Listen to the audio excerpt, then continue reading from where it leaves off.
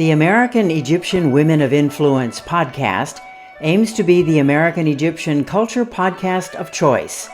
We believe that our knowledge and our participants' stories will greatly enhance understanding of both cultures. I'm Karen Leggett Aburaya. Noha Georges was raised in Cairo and went to the American University in Cairo, coming to the United States when she was 24. Now she lives in Arlington, Virginia. And until just this year, she was the Chief Marketing, Communications, and Pro Bono Officer for Deloitte Risk and Financial Advisory. She has been described by colleagues as passionate, creative, and agile. Welcome, Noha. Glad to have you with us. Thanks for having me. You've written that as a child you were passionate about English literature and math. How did those twin passions lead you to career choices that brought you to the United States?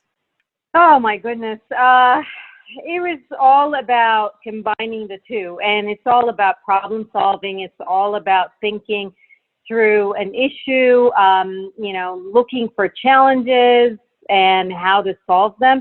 And honestly, the biggest thing for me was, okay, well, what's my next challenge? What do I want to, conquer? And the U.S. sounded like a great idea. So I decided, let's just pack my bags and I graduated from the American University in Cairo. So it wasn't like I was used to dealing with Americans. It wasn't a cultural shock, but it got me thinking that it's time to, explore new opportunities and challenges.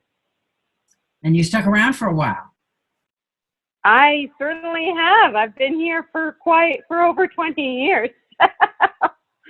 Yeah. Now, you did a lot of different things in marketing communications with Deloitte Touche, but you also developed what the company calls a reputational risk sensing program. Now, we're all very aware now how companies and businesses are very conscious of their reputations and take all sorts of actions, whether it's to appeal to stockholders or customers, whatever. How did you develop that, and why has reputation become so important to a company's value and sales? So that actually brings back, again, the math and the English. I've always been a communications PR person, and when you think about your brand, you always think about the campaigns that you put out in the marketplace. And then when you think about it, brand is really it's your campaigns, it's the positive, and it's what you are telling the consumer and your stakeholders.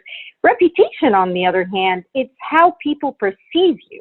It's the perception of your stakeholders, be it, your clients, your customers.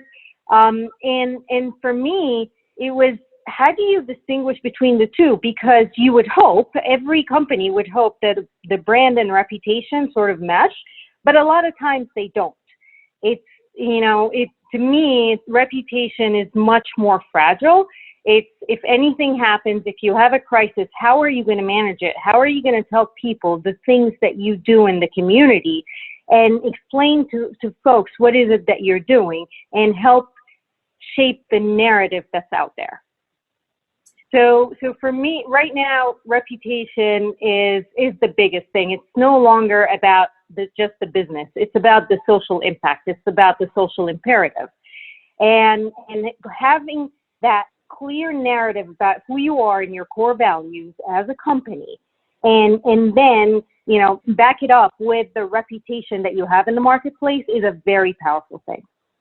Now that connects to you are also the pro bono officer, and a lot of your own work outside of Deloitte was pro bono work and volunteering. What are some of the most significant things you feel you've done and are continuing to do perhaps in volunteering and pro bono work? So my biggest one, which is what I sit on the board right now, it's an organization called Shelters to Shutters. And this organization has helped, I've never heard that term before I joined them, situational homelessness. And situational homelessness is, for anyone who doesn't know it, is that if you have it's like you or me going through a really rough time and all of a sudden you find yourself homeless and you cannot pay your bills.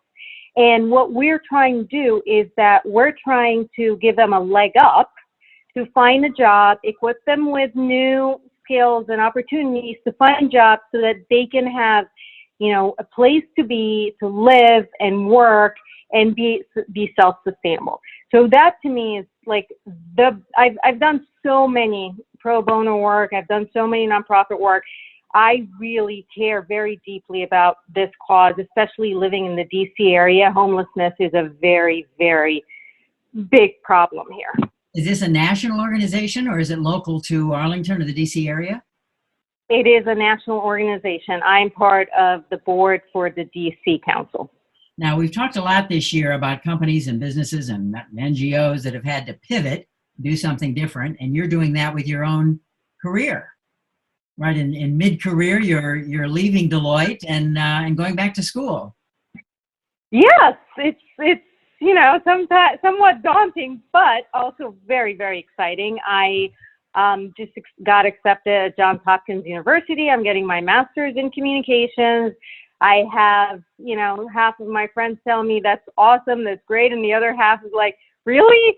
I'm like, are you going to learn anything new? And I'm like, absolutely, you always do. I recently, the reason why I wanted to go back to school is that like 6 months ago, I took a Yale class about women leadership, and the way it taught I learned like 3 or 4 nuggets, and it's only, you don't need to learn a ton of things. You're no longer, like it's like in your early 20s where you're a sponge and you're getting all this stuff, but 2 or 3 nuggets from one class was a huge thing for me. And that's really what propelled me and made me decide I really want to go back to school.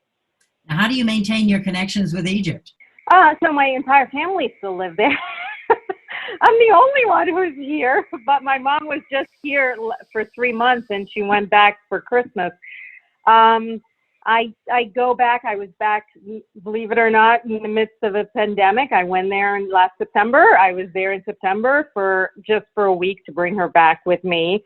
I still have all my friends. Thank God for Facebook. That's my biggest connection with my friends, my high school friends, my college friends. But I will always be Egyptian no matter what. Very good. Well, we wish you well as you head toward new careers and a new future, and we'll check with you down the road. Good luck to you, Noha. Thank you very much. Thank you. Noha Georges.